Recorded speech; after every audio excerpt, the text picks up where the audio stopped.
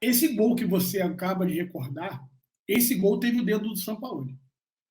Parece que eles combinaram isso dentro do vestiário, essa movimentação, e ao sair o gol, a gente viu o mas, Gerson. pô, Alan, porra, o Gabigol e o Bruno Henrique fazem isso desde 2019. Tudo bem, tudo bem. Vamos lá. No Flamengo, né? Porque já faziam isso antes até do Santos se bobear. Ok. Mas essa movimentação pareceu estar combinada.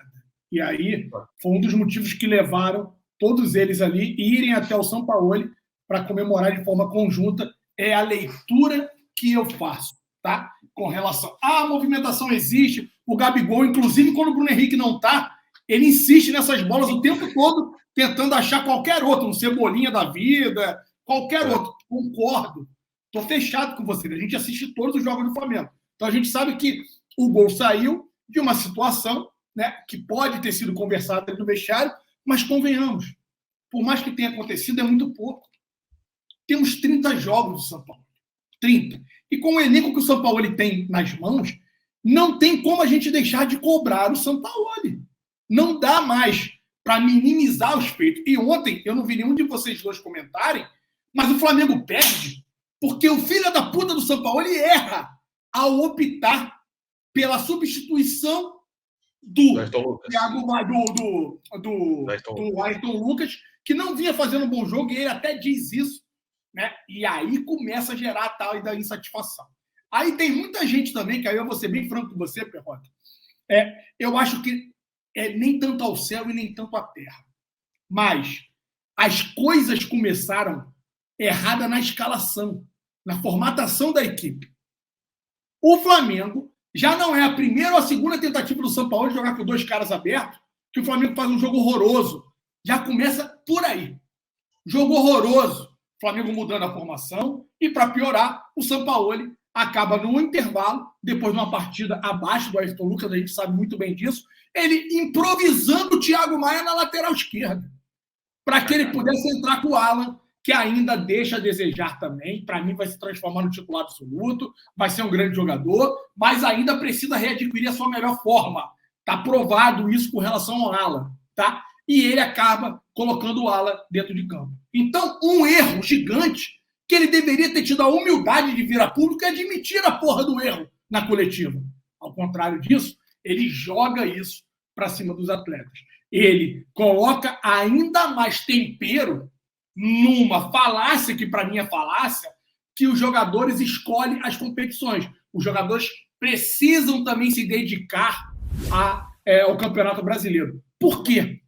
Dando razão ao Rodrigo Bigode, o que a gente precisa entender, tá? O Ayrton Lucas não machucou, Giadomeni. O Ayrton Lucas ele foi, inclusive, entrevistado ao término e disse que foi, sim, opção tática do Sampaoli. Ele admite que não fez um grande primeiro tempo, mas que ele está bem. E foi uma opção. Então, Giadomeni, não foi. O Ayrton Lucas não saiu machucado. O que parecia a todos nós, depois dele ter sentido ali o tornozelo, que pudesse, sim, ter comprometido a permanência dele. E como o Flamengo não tinha um lateral esquerdo, ele acabou improvisando. Mas foi opção tática do Sampaoli. Erro crasso do senhor Sampaoli, que deveria ter tido a humildade de admitir essa porra. E ele, muito pelo contrário, ele joga mais lenha na fogueira quando fala de novo, né, dos caras estarem escolhendo os jogos, a competição. Eu não acredito que aconteça.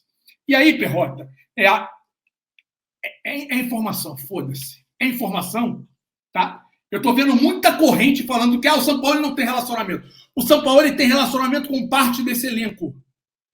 Tem alguns jogadores que gostam muito do São Paulo e que lutam até pela permanência e tentam fazer nesse meio de campo.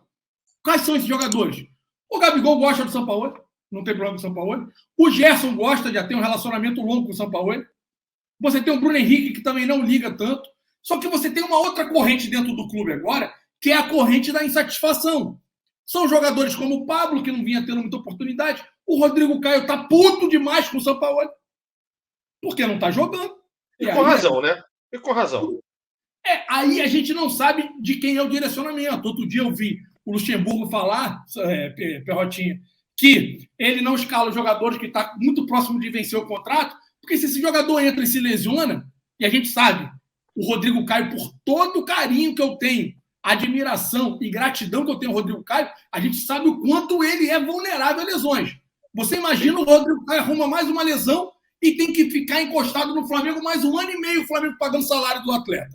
Então tem esse risco. Eu não sei até que ponto é um direcionamento, inclusive, do corpo diretor da empresa, do Flamengo. Eu não sei. Não estou afirmando aqui. Mas aí você tem o Pedro, que gerou toda essa satisfação e que aí fica, ou ele ou eu. Quando você entra num nível desse de ruptura, Perrotinho, eu vou ser bem franco com vocês, é de um absurdo total. E vamos lá. Por mais que eu seja um cara crítico, ferrenho do senhor Marco Braz, eu acho que é muito pouco provável ele ter tamanha imbecilidade de manter o Sampaoli contra gosto de todos os jogadores ou da sua grande maioria. Vou falar de novo aqui, a gente vive num país democrático de direito, aonde a opinião da maioria tem que sobrepor a da minoria. E se o elenco entende, na sua ampla maioria, que o Sampaoli precisa permanecer, essa decisão foi tomada pela diretoria, os demais têm que acatar.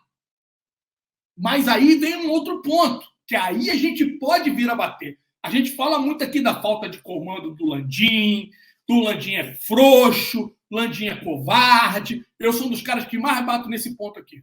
A gente fala que o Marco Braz, infelizmente, virou muito amiguinho, que já merecia ter saído. Sou grato ao Marco Braz por ter tido a coragem, né, e ter tomado decisões assertivas que o tempo comprovou ao longo, né, a partir de 2019, que nos fizeram voltar a ser campeões, mas o tempo dele já acabou, porque os resultados estão caindo drasticamente. Perrota, eu coloquei no meu Twitter. O Flamengo está muito perto de entregar o maior ano financeiro da história do clube. É a maior receita. Anotem isso aí. A gente está no meio do ano. O Flamengo vai entregar a maior receita líquida de um clube na história do futebol brasileiro. Arrisco dizer aqui que o lucro líquido do Flamengo esse ano, se nós batermos campeões ali da Copa do Brasil, então, vou dizer, se nós não batermos campeões da Copa do Brasil e da Libertadores, a gente vai entregar 200 milhões de lucro líquido. Se nós batermos campeões, a gente vai chegar ali a uma marca de 250 milhões de lucro líquido. Isso é o orçamento de pelo menos 50% desses times que estão jogando a Série A. Tamanha brutalidade e distância que nós temos dos demais componentes. A da equipe do Cuiabá eu nem preciso falar. E o Cuiabá passeou em cima do Flamengo porque o treinador foi errado. Eu, Alan, entendo que não dá para trocar o treinador agora, com todo respeito. E iríamos colocar quem? Iríamos colocar o Rogério Ceni de volta no clube? Ah, mas muitos já queriam o Dorival. O Dorival está 5 jogos sem ganhar porra nenhuma no São Paulo. Se o Dorival não classificar agora, o cipó vai crescer no longo dele. Porque os caras fizeram contratações ousadas, os caras fizeram contratações agressivas, para quem sabe bater campeão de uma Sul-Americana e engordar os cofres do clube. Porque tem salário do James Rodrigues para pagar e do Lucas Moura que não é barato. A gente precisa colocar isso. Só que agora as Dorizetes sumiram. Pararam de perturbar o caralho do meu saco aqui no chat. Porque a culpa dizem que é minha. Pelo fato do Flamengo, né, não ter permanecido com o Dorival. O Dorival é o treinador Coca-Cola. Falei isso no grupo do WhatsApp e vou repetir aqui. Anotem. Dorival é o treinador Coca-Cola. É gostosinho quando tu abre a Coca-Cola gelada. Deixou na geladeira 2, 3 dias. Acabou o gás, amigo. Acabou. Ele vai caindo. Ele começa a vir lá em cima e depois... o time vem caindo, deixa de entregar, perde performance, vai caindo. E foi por isso que eu quis, sim, a saída do senhor Dorival do Flamengo. Como, independente dos resultados que a gente venha a ter no final do ano, Perrota, eu já canto aqui a partir de agora, é uma decepção gigante o trabalho medíocre que o senhor Sampaoli vem fazendo. Sampaoli tem que sair em dezembro. Ah, mas tem contrato até... Meu irmão, vai ter que sair em dezembro. Se nós vamos ter que pagar uma outra multa milionária, o caralho, a gente vai se fuder de novo, que faça. Está cada vez mais claro para mim, Perrota, que o São Paulo não tem a capacidade de colocar esse time para render a sua plenitude. Ele, com o seu modelo de jogo, que por hora pede para que o posicional aconteça, e a gente já comprovou que esse elenco não tem a capacidade de conseguir entender a formatação do posicional, não entrega.